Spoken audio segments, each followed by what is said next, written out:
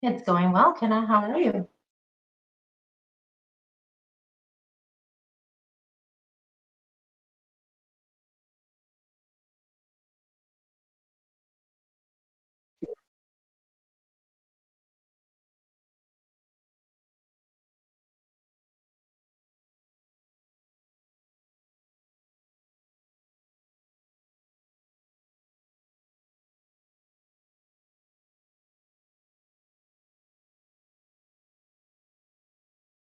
Sure. I wasn't here to watch it with you guys, but I did catch it, and I thought at least they're talking about it. That's the first step in the right direction. It might have actually helped on the podcast if for everyone on YouTube to know that my mic was totally not put on here. So for those that Oh, don't know, our team is actually sharing this Streamlabs login. So I think whatever Sharkbait was doing his, I totally forgot to reset it to my thing. So that just happened. It's cool. oh, right. Sorry. Yeah. I created new scenes, so Yeah. you'll have to. Oh yeah. The old scenes are still there. Yeah, I saw that. I was like, oh boy. Let's see. And then something got. There was only like one thing I had to fix, and it was actually on my end. My Discord was way too big, and so I was like, okay, just shrink this down. And no, it's cool. I saw him. I was like, okay, we can do it this way. Right on. Yeah, this is definitely a learning curve for sharing Streamlabs, because like you figure back in my Twitch days, it was just me, right? And so I'm not used to like logging in and being like, um, what's all this? So no, it's cool. I like it. I like it a lot. All right. So we were just talking about naked shorting and illegality behind it, and Fox Business was just had an interview with Wes Christian, and he pretty much obviously called out that naked shorting is basically stealing from the people, from the poor, uh, in a sense, because it only benefits the rich because they can afford to have their algorithms and models sustain changes drastically, and we were just thinking how important it is for this event and this thing to happen. And there was a mention from West Christian, as well as another person, the lady, I forgot her name. She was saying that what happened in '08 basically has happened again now, 10 years later, and there has been no change. Same players in play, same situation, nothing is happening as far as a organic intervention of sorts through policies or governing bodies. Nothing is happening. And hopefully the next mention from Charles Payne was hopefully Gensler does do something, because right now SEC has done nothing so far. I mean, well, yeah. I mean, we kind of expected that. I mean, when we've been talking about how they've been doing the same stuff, different decade, I guess you could say. We're seeing the exact same situation with '08 and everything. The market's pretty much the CDO of this era. If they're creating synthetics and everything like that, then I mean, if they were ballsy enough to do it in '08 with the housing market, what would stop them from doing it with the stock market? Like, nothing's changed. And why would the SEC need to change any rules until there's enough noise made? And that's, to me, it's like they're trying to placate the retail investors to be like, oh yeah, they're making change, they're trying to do something, but is it really doing anything? Like, we get hyped up on dates, you know. Oh yeah, and I think the biggest issue that I'm having is, the longer you take for this change to happen, it's allowing the bad guys to get away with their money. We don't want that to happen. So the only way for us, again, the problem is the government is involved. They're hand in glove with the situation, because if they were not involved, then they would make this thing actually go faster and actually let it happen. Put some rules down, markers down, and say we're done. No more SPACs for Citadel. Citadel is the market maker for SPACs. That's how they're moving their money also out. If you don't believe me, go check SEC documents, type in Citadel, look at their Q1 filings, and you'll see 200 plus new SPACs that they had registered in Q1. All of which is basically blank check companies where they're moving their money into, or air quotes, out.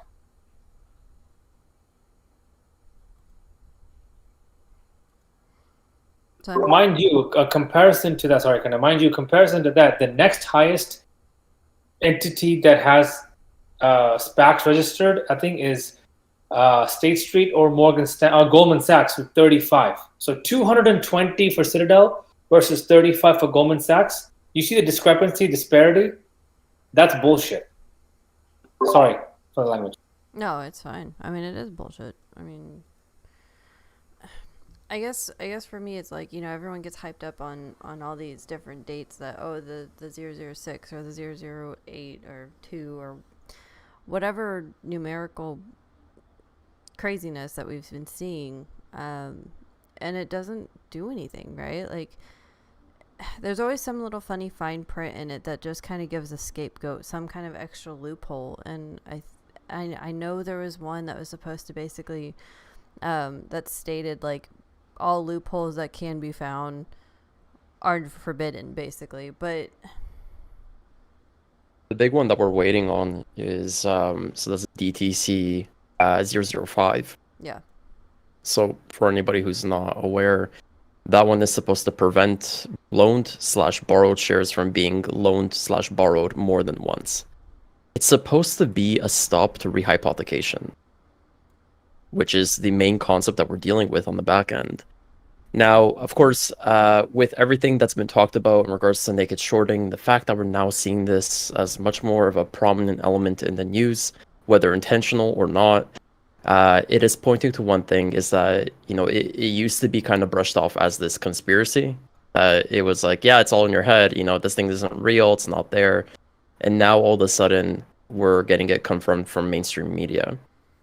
Now, I don't know if we should be taking this as a warning sign that they're starting to acknowledge it, or that the tide is just simply getting so heavy that they have no choice but to agree with it, right? So we're gonna have to come up with our own conclusions about that.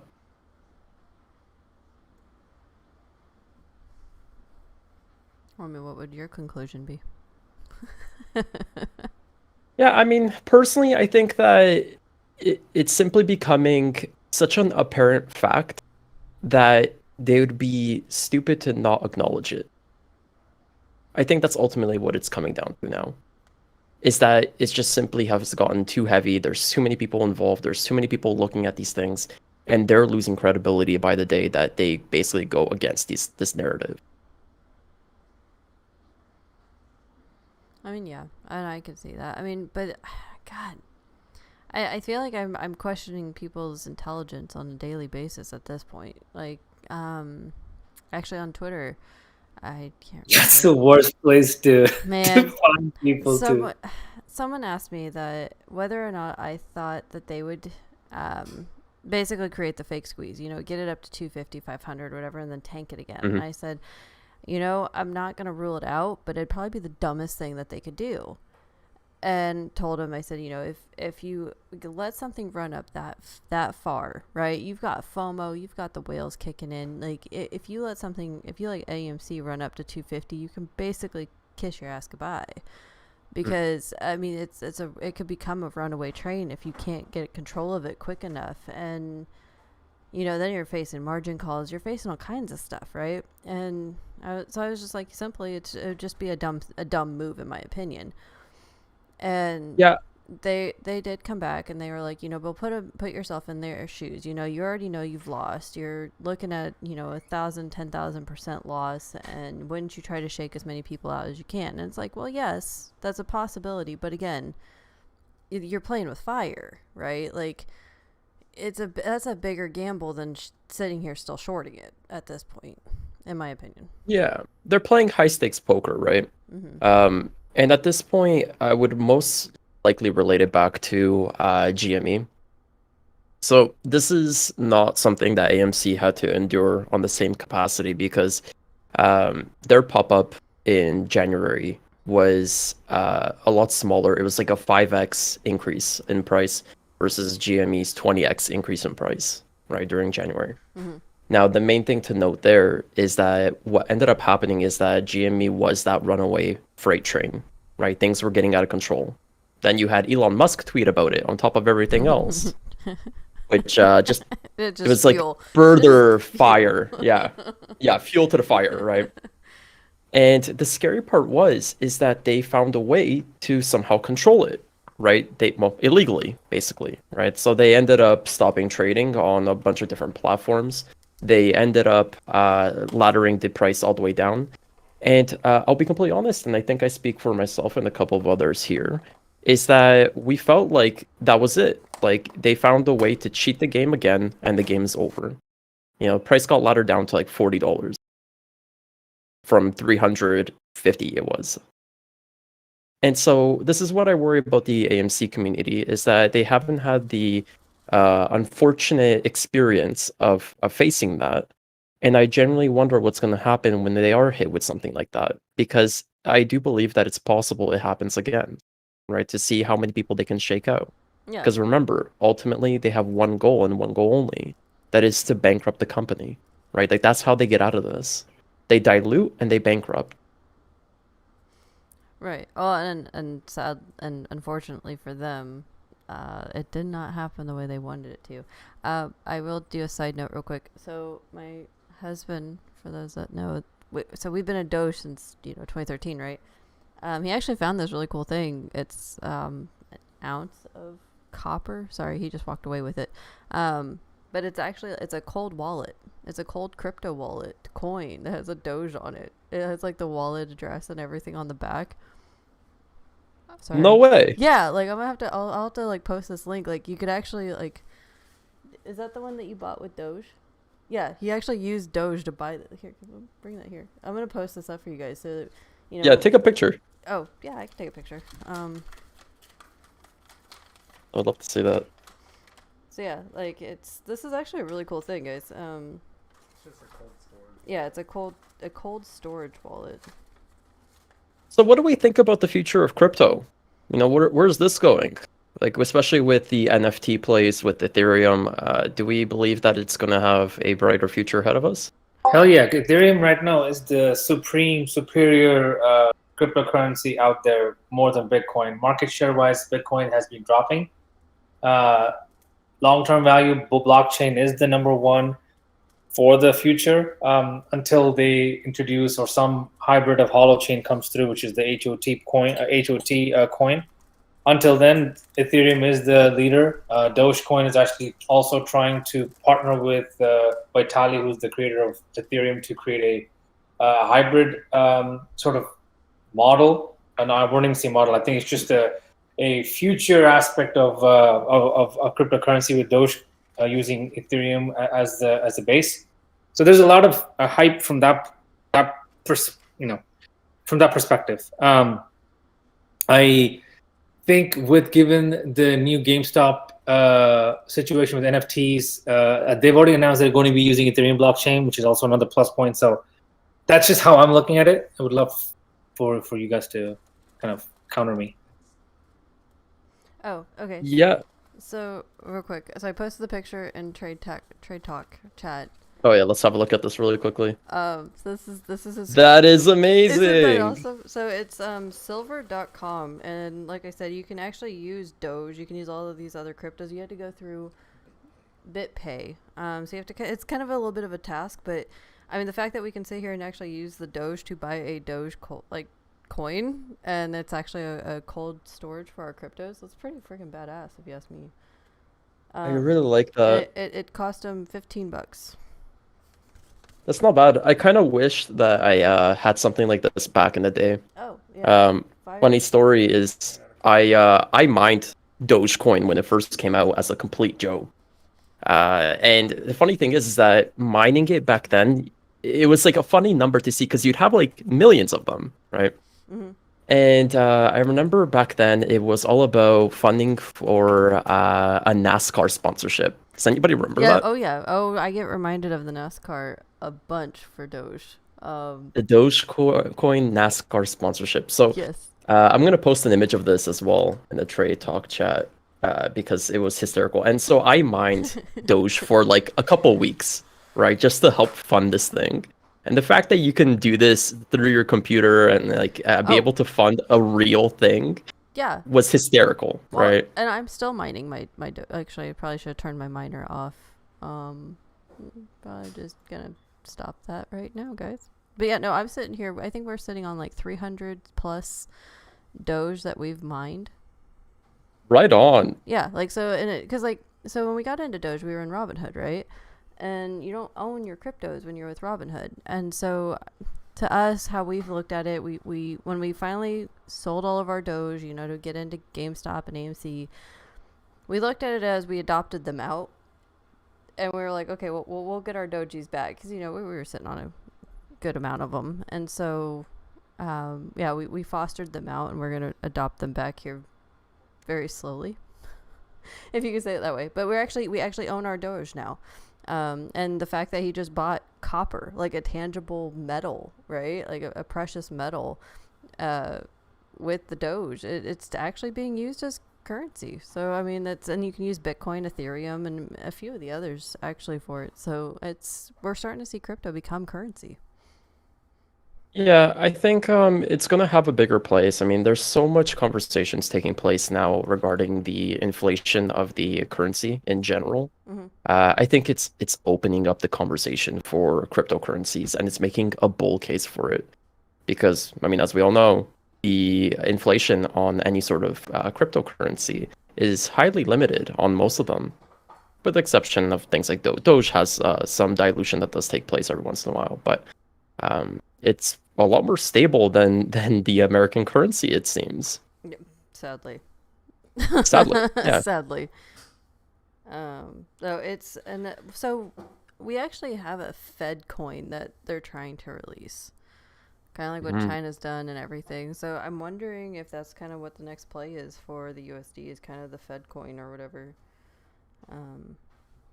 Yeah, that's a really good point. I think the Federal Reserve, right, we have to think about their intentions and why they may be looking at creating their own sort of digital currency is mostly due to the fact that they realize that the banks are the ones that are typically in control of the currency that we see today.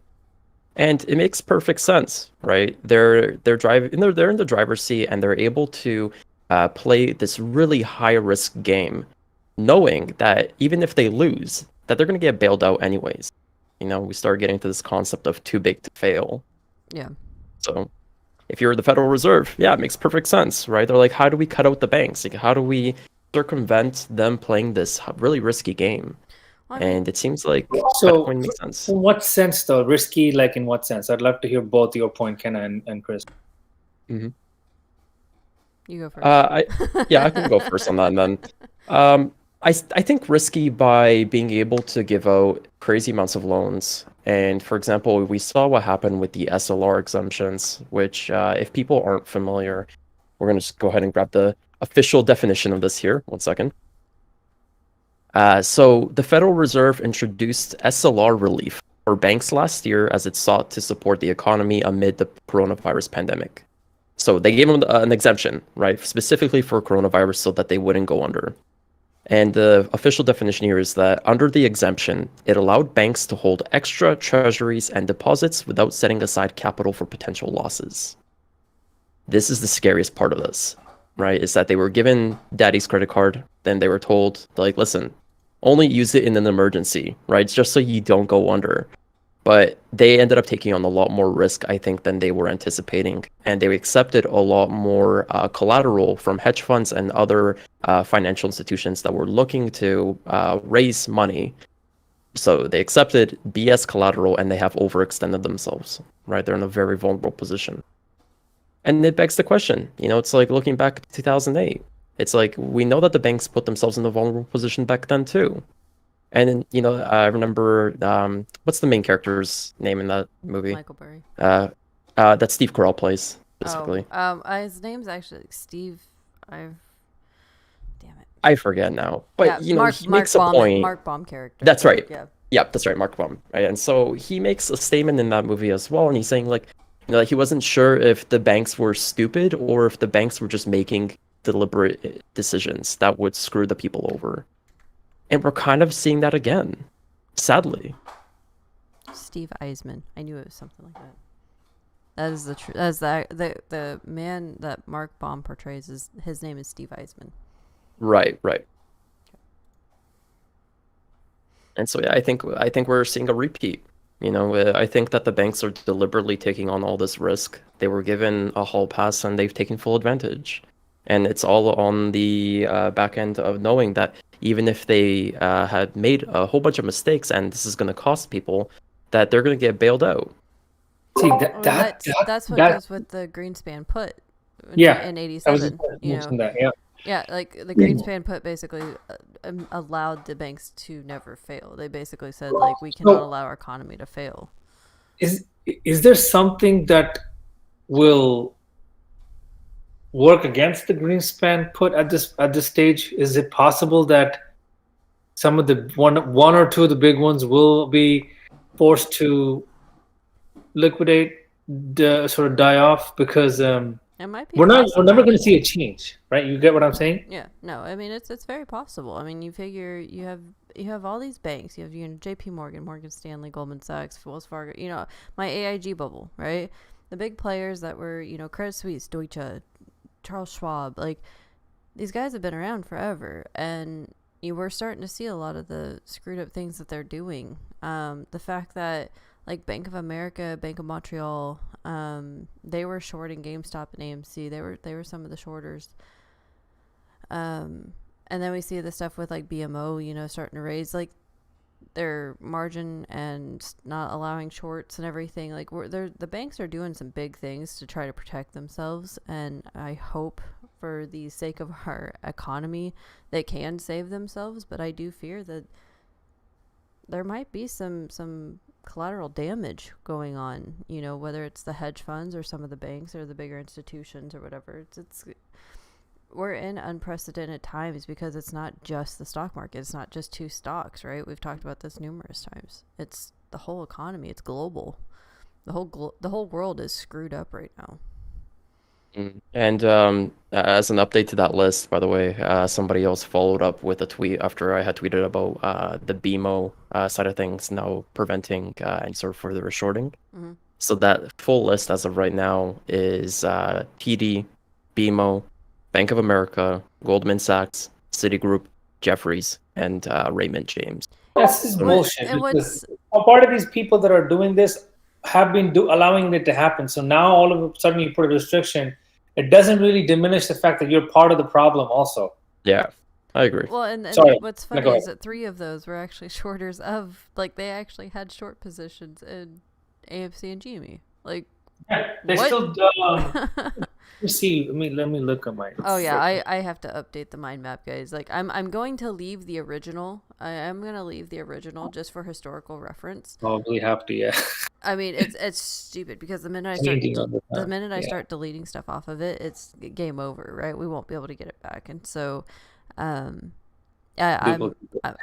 basically gonna copy paste and refine it that way. So, because there's a lot of companies that have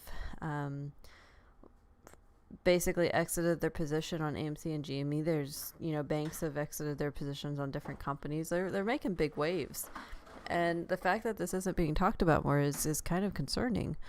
I mean, in the minute that people start talking about it, they get silenced. So I don't know what they're trying to prevent us from seeing at this point.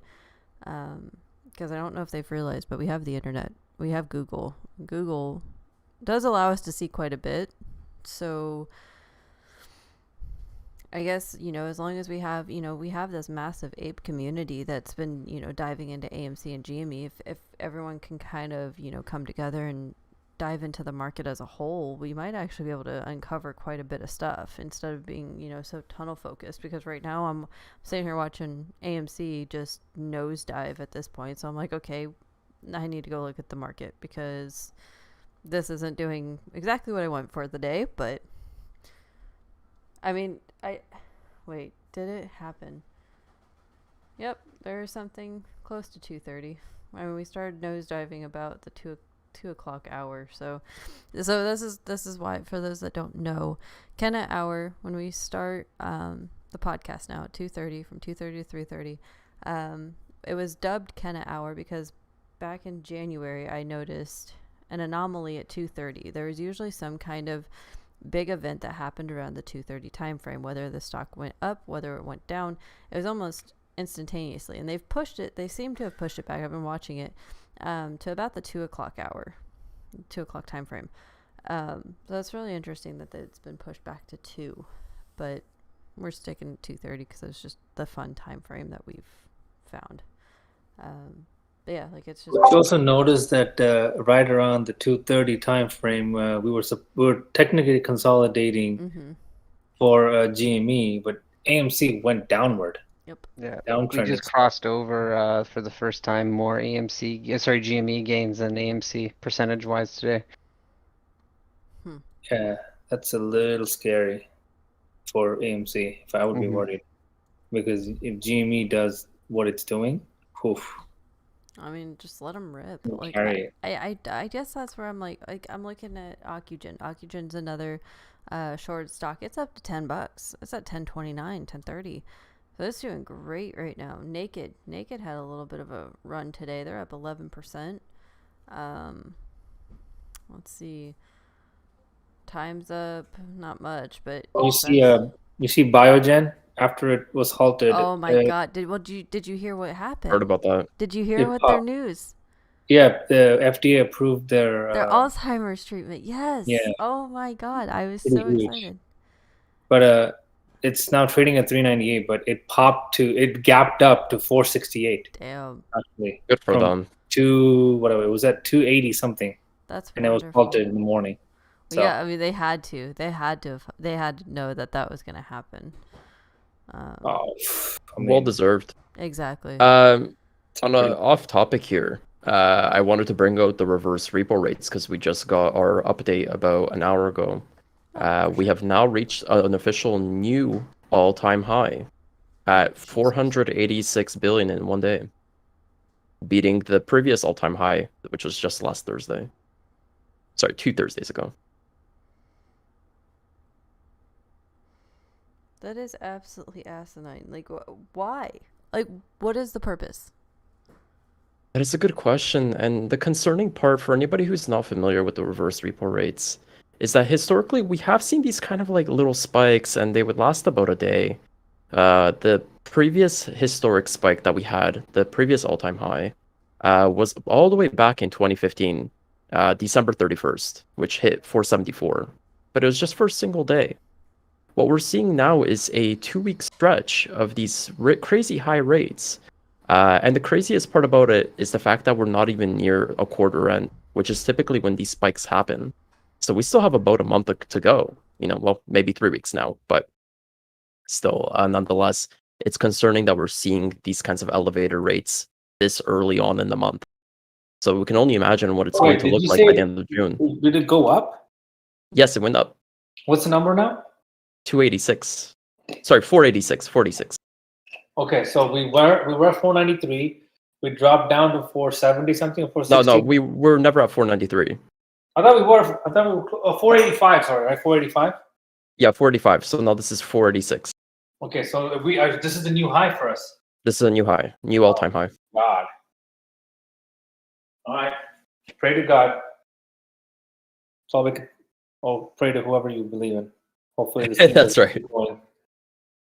because if it goes up, then you're basically looking at a complete collapse of the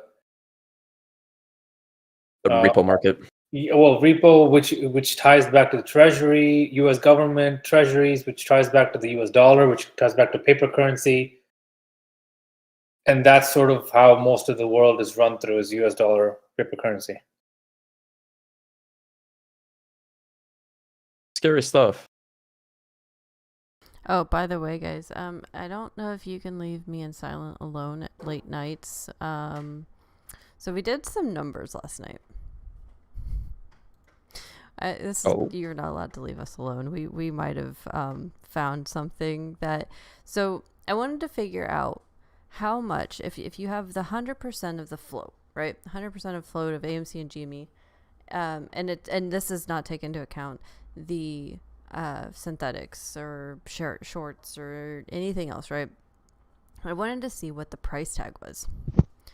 What the price tag is of the entire float of AMC and GME, given a more conservative, and I say conservative, and this means the ape conservative numbers, not my conservative numbers, but the ape sentiment conservative numbers, right?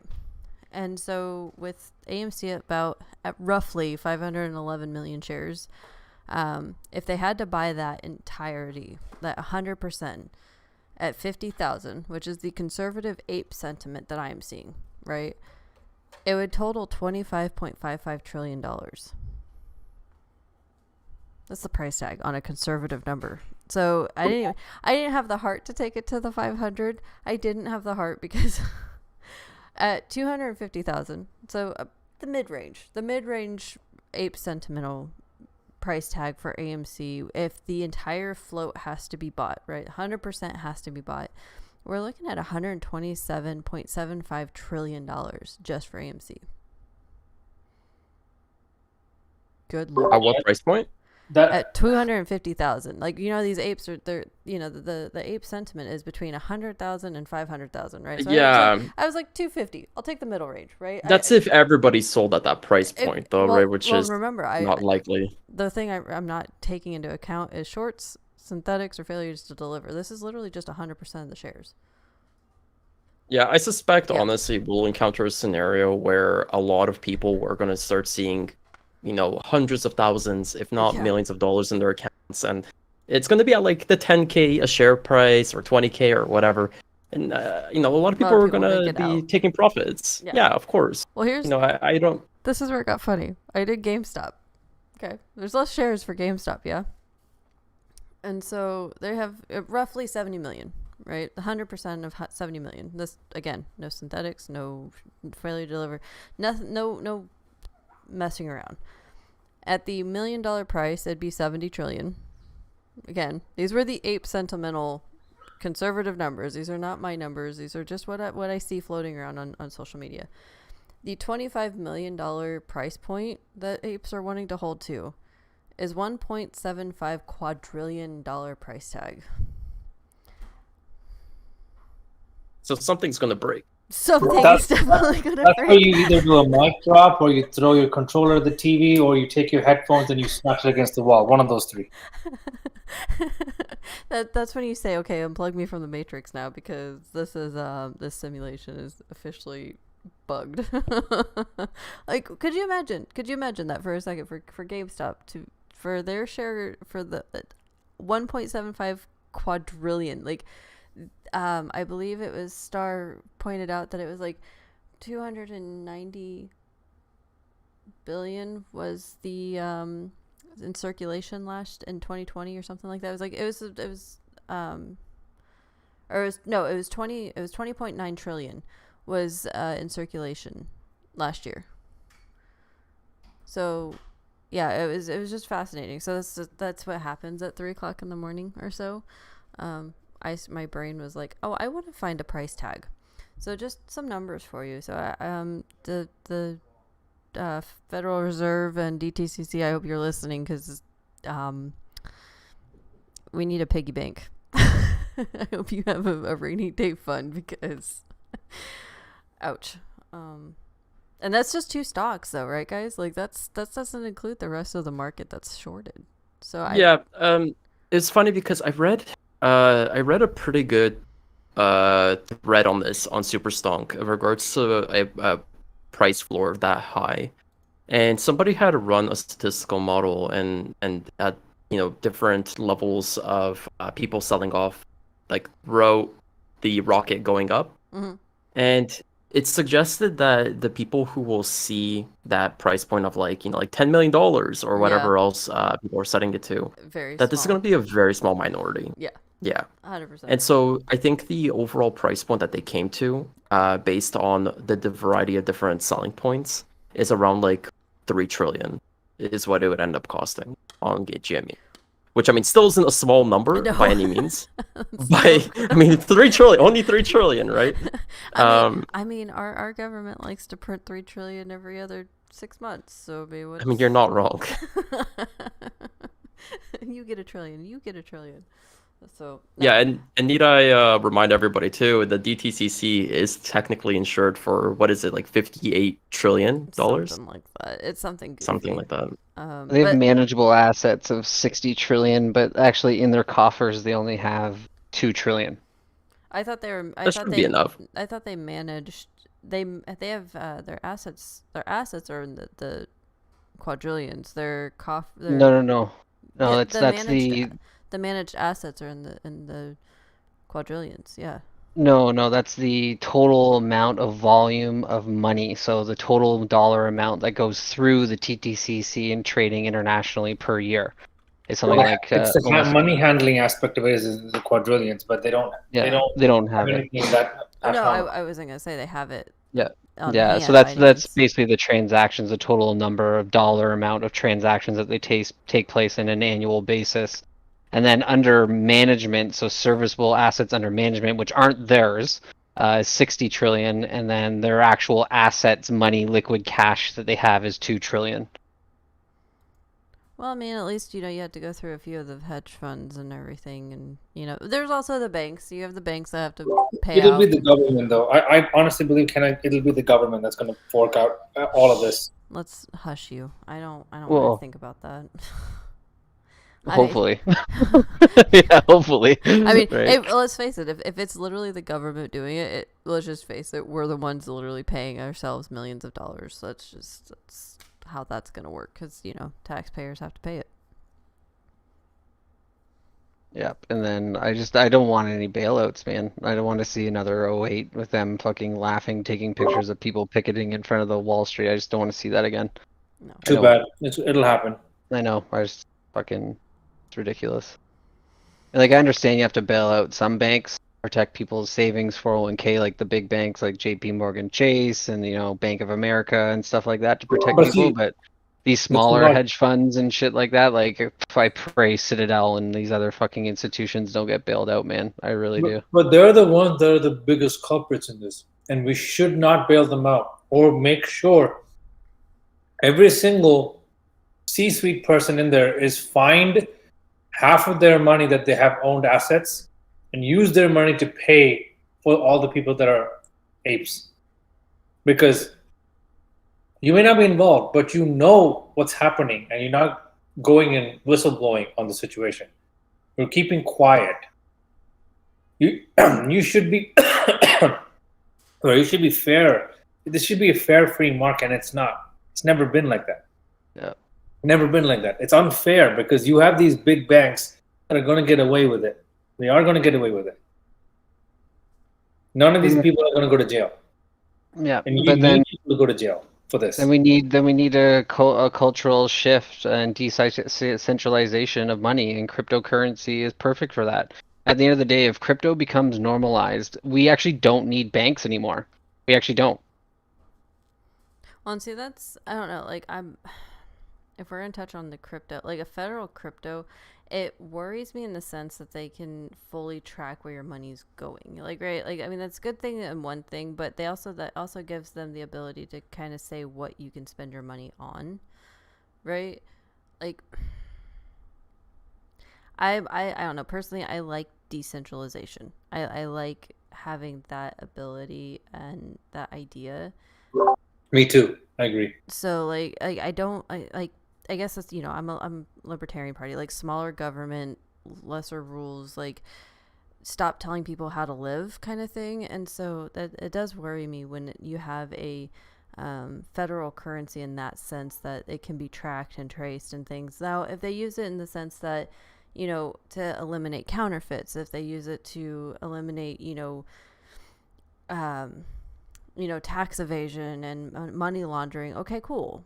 But at the same time, you cannot, like, I read an article back a ways back that was like, if you're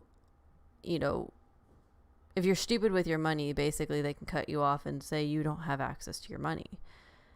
And that's kind of screwed up. Like if you're having government assistance or something like that and you go and buy a present for your kid that's not necessary because it's their birthday, they can actually cut you off if it comes to that kind of thing where they can mandate currency in that sense. So less is more in a sense in that case. So I don't know. It gets tricky with these kinds of situations, right?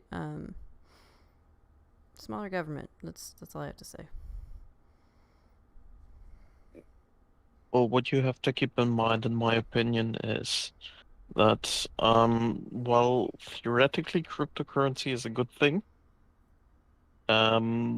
first of all, we have the problem that banks do not only act as the people who fuck up constantly, they're also, in a sense, the risk takers of loans being given out, especially to businesses.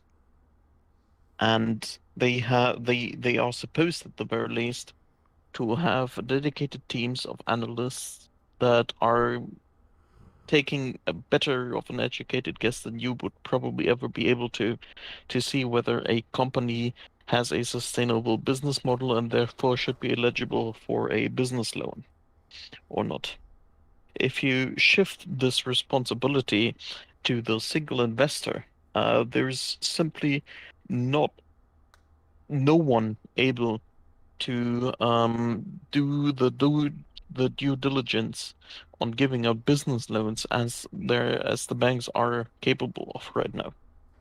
It simply does not work that way. Another fact that you have to take into consideration is that governments, especially with the current trade war situation that we're in, do not want to give up control over their currency. They want to be able to print as much money as possible, because if we're in the situation that we're in right now with Corona, and well, we basically can't afford the economy to tank because someone else out there on the market that does not have a cryptocurrency with a limited cap, for instance,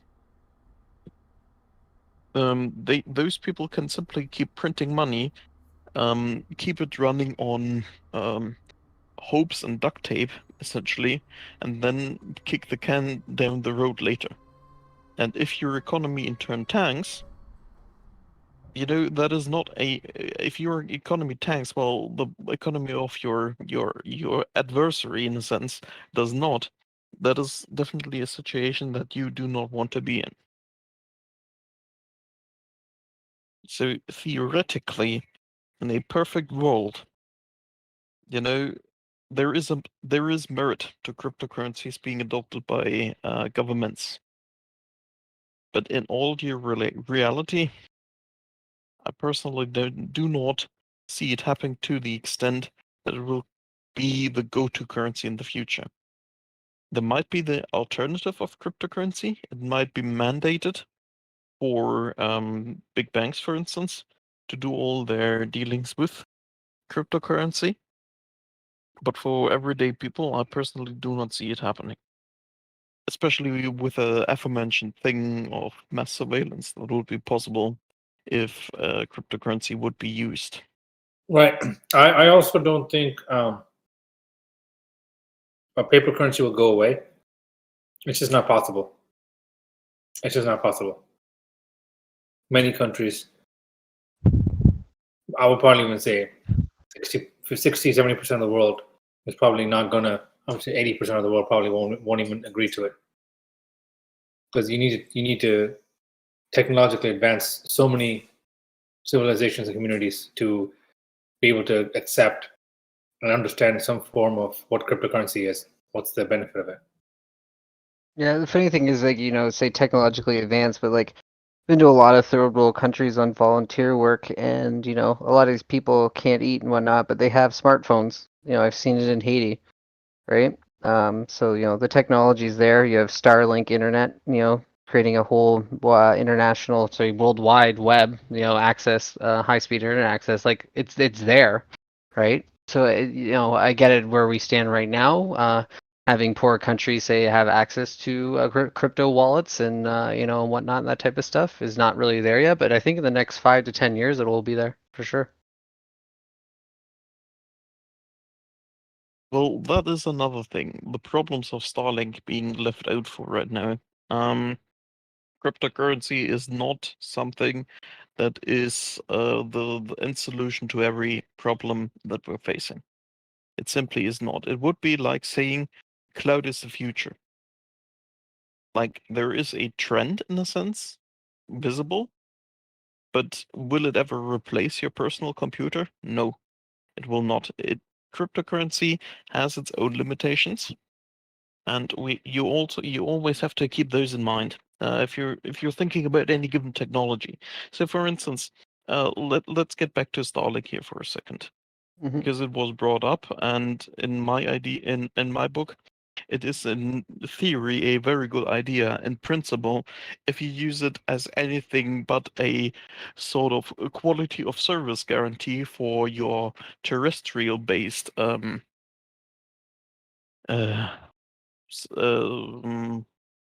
internet access, like cell phone towers and Hmm. whatnot, you're probably going to run into bandwidth issues rather quickly. So, in a sense, it is a good idea, but you always have to look at the limitations of it. And same thing with cryptocurrency. As the aforementioned limitations in terms of the governments would surrender a lot of their control in the unfortunate situation that we're still dealing with authoritarian governments like North Korea, for instance, or China, or even some countries in the Middle East that would simply be able to use a situation where the government restricts itself to their own advantage.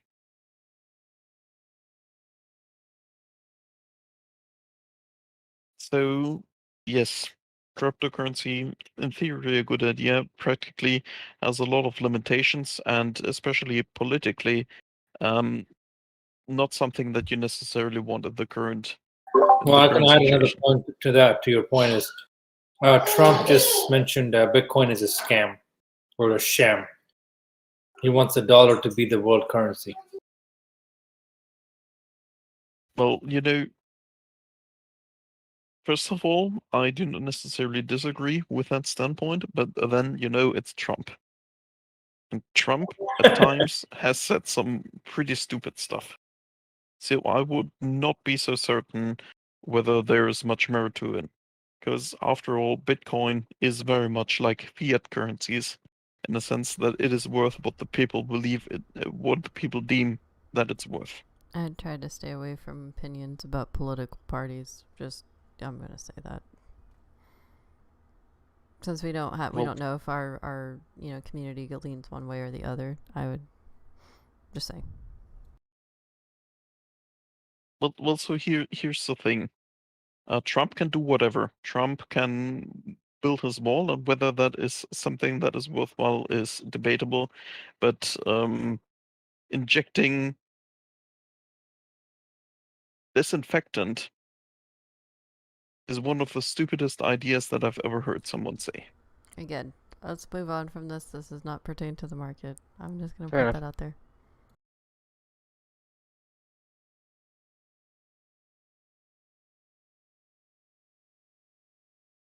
I will point out that in 2 candlesticks, we undid about a half hour worth of shorting, short laddering that they did. 2 candles undid all of it. So we're back up. We've hit 54 a couple times. They keep putting some fun little walls that I keep watching go down. But yeah, so we're sitting at like 53.89 right now, roughly. So it was kind of fun to see two big big green candles just undo half the work. I was going to ask, You is know- there anything else people want to discuss? Like anything? Yeah, because we got about 9 minutes left on today's podcast. Right. So if Anything from the audience? Yeah, if you guys have any questions that you want to ask us, or I mean, we are going to continue this after hours, I guess you could say, the last 30 minutes to maybe an hour afterwards. We'll continue on our actual Discord, but that's just kind of what we'll be doing from here on out. We do about an hour and a half maybe for the podcast itself, and then continue it in the Discord because some people just don't feel comfortable talking on live stream. So if you want to wait, So you can. something I wanted to point out is that they put up these cell walls, right? And the funniest aspect of this is the fact that majority of retail doesn't even know what that means. So they just keep buying. That is pretty great. I guess that's where like a little bit of ignorance is bliss, because you're just like, okay, there's a lot of people selling there. Let's just put it for that price point, and like they just eat the wall. Like I think that's probably. Or they don't even see it at all. That's the funniest part of it. true. They don't even know it exists. That's very true. I And see. so you have these algorithms working overtime. They're like moving the walls around. They're trying hard to fight the price point. People just keep buying anyways. Stupid damn apes! They just won't stop buying it. That is pretty good. I mean, I guess because not everybody has access to level 2, right? So That's exactly it. that is pretty funny. I like that. Yeah, I don't know today. I mean, I think. What do you guys think after hours? Like, you think after hours we're gonna actually go up, or do you think we're gonna kind of trade sideways for the after hours? It's Monday, so. I think I'm going to say we'll probably tonight may be the last time they can probably short it in the after hours, and then starting I tomorrow, really it's pretty much. Why do you say that? Well, tomorrow there's that hearing, DTCC hearing Mm. or meeting about asset management. Then there's Roaring Kitty's birthday's tomorrow as well. Is it? I didn't realize. That. Major catalyst. Oh, Major catalyst right there. jeez. So, Meow. yeah. And then you already had Wes Christian who came on TV and said a bunch of things. So, Oh, how did that go? I haven't gotten to watch it yet. he was fantastic, man. Did it? Oh, yeah. I Mhm. watched Matt Kors did something with Bazinga today, so I was kind of more intrigued with that today. Killed it. I actually. like that he went on there. It's funny because they reached out to the Superstone community Mhm. and we just flat out refused it because we asked them, like, how many times can we reference naked shorting in one article? Oh, And they no. refused to answer the question. So we told them to get lost. Oh, jeez. I don't know. Like I won't. I'll just keep my mouth shut with a lot of stuff from today. Like things that I've read, I rub my eyes and I'm just like, I don't understand. There's just Yeah. The problem that, like, the thing that really irks me is the fact that mainstream media has never been on our side. Like, they've been Ever. preventing us from going up this entire time. And now all of a sudden they're turning around and want to give us handouts. yeah, no thanks. We don't want And it. keep And in mind, there's it's not just the stock market too. It's like the polarization of race, the polarization of politics. So they're never been on our side, no matter what it is. Yeah. No matter what. And I'm honestly genuinely surprised that there's influencers who are lapping it up. That are Mhm. like, absolutely, like, yeah, let me go run onto the show and claim the leadership status over all of this, and let me have them spin my words, and like, I'm surprised, Yeah, honestly. guys, It that's- seems selfish. It's dangerous. It is. That's They want all views. that is. I mean, They want views. influencers directly profit from the people who watch their content. I Yeah. mean, they need that audience to plug their bullshit. That's all it basically boils down to. And you know, if AMC or GME is mooning right now, you would be you would be the dumbest influencer that is out there if you did not try to capitalize on that. Just as with the mainstream media, it could very well be, obviously, tinfoil hat on here for a second. It could very well be that they're trying to salvage what reputation they still have with retail investors. Yeah, something AMC GME to the moon. Don't forget to subscribe to my OnlyFans. So yeah, well, I guess this is a good point to make. Guys, we are not here as influencers. We literally just want to talk about the markets. Like, we will never sway one way or the other. And yeah, we're not here to monetize anything either, No. or get you to buy something. The only Wait, what about my influencer- T-shirts? Oh yeah. By the way, the Weeble account. No, I'm just kidding. I'm kidding. Guys. Yeah. No, The- it's kind of the cool thing. Like, we're trying to still figure out how we wanted to divvy up the money that we do make from YouTube and stuff once that's a thing. But like, it's more like at like charities, and maybe like letting the community maybe pick like community the charity of the month or something like that. I think For sure. is what'll be Yeah, I fun. would like to put some of the money, if we do generate any money, that is, if it comes to that, put it into a trust, and then have those the trust invest into particular stocks, and then take the gains and donate it to charity. Mhm. Yep, it'd be very wise. Something we'll figure that out at a later date. But yeah, I do want that to be put out there, because like anything that we say, guys, it's research that we've done. It might not be pretty, it might not be something that you want to hear or want to see, but it's going to be the nitty gritty stuff that no one's really going to be talking about, right? And so it's not to sway you one way or another. It's just to give you a full well-rounded wealth of information to make the best decision and choice for you.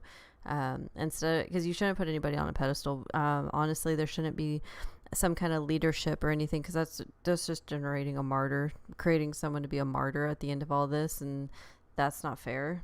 Now if someone brings it upon themselves, that's on them, but you don't need to be putting people up on pedestals. One, that's weird, because we're just a bunch of apes that are literally Googling. Almost anyone that you talk to right now is probably just Googling questions that you ask. And so that's what I do. If I really don't know the answer, I'm like, hold on, let me go look it up, and I go to Google, and then I look for my reliable sources. So SEC, anything with like .gov, .net, .edu, any of those, 9 times out of 10 they're pretty safe resources. A lot of the .coms, they're not that valuable, they're not reliable. Wikipedia, good lord, we could show you 1,000 times how many different ways Citadel's Wikipedia has been changed. I believe at one point That's actually pretty funny. there was at one point that it was like company's slogan or something was like shorter of all shorts or something like that, or I don't remember. Or Kenneth Griffin's net worth being edited to display $0. Yeah. Which was admittedly very funny. Yeah. It was guys, don't go to Wikipedia for reliable sourcing. Like, it's good for general knowledge, but it's not always going to be the most accurate, because anybody can go in and actually change it. So here's the thing. As with every wealth of information with Wikipedia, you have to think about, does someone profit off of editing a given Wikipedia article? And if that is the case, then you are free to use Wikipedia as a secondary source, where you basically go to and look for initial hints where you might find more information on any given topic. If it goes about historical topics, for instance, like I don't know, let's say the First World War, for instance, it is very unlikely that there will be some deliberate manipulation of the articles. So always keep in mind what kind of article you're looking at, if it is in regards to any given company or any given politician, or generally something that someone would probably pay for, if any given information would be displayed or would not be displayed on Wikipedia, then that article has to be considered as not really trustworthy. Very well said. Very well said. I just giggle whenever someone sends me a Wikipedia page as their source, and I'm just like, can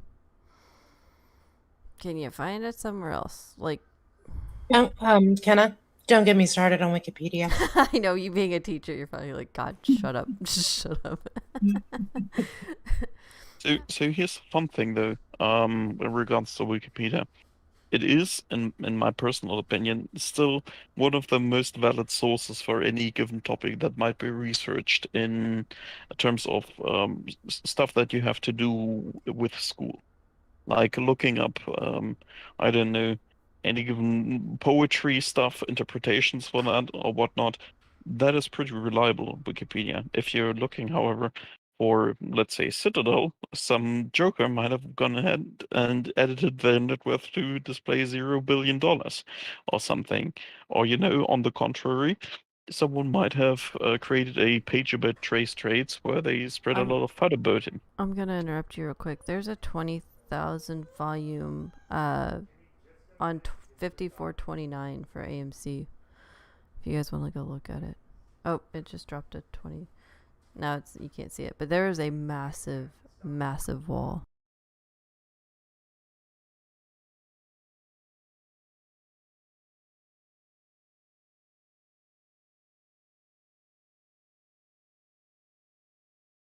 And now it's gone. What in the hell was that? Oh, High my- frequency. But That's all it is. There's movement. 20,000? It's moving walls. That is disgusting. Well, it was like the March the 19th, the barcoding manipulation day. Like they had 15,000 orders stacked per penny for 5 cents down on buy and in the buy and ask side. Like I wish I recorded that day because that's like pure manipulation. We could have reported the SEC with. Yeah, I think our next Well, podcast I'll probably just have Not the chart up the whole time. Not necessarily.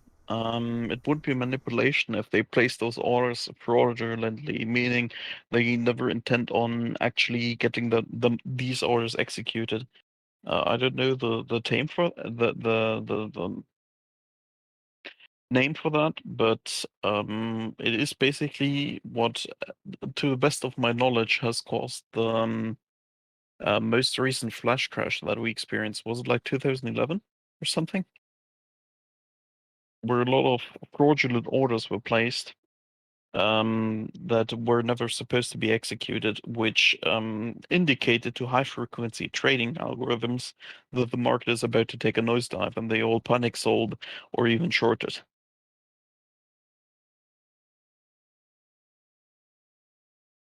From there on out, ever since then, I believe we have trading halts.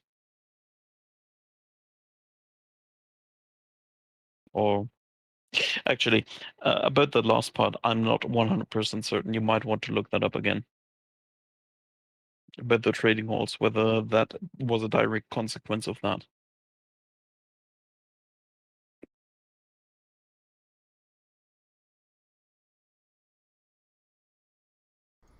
I don't know. This is intense. But does anybody have questions they want to ask right now, or would you guys all rather wait till afterwards, or anyone have final thoughts for the podcast today?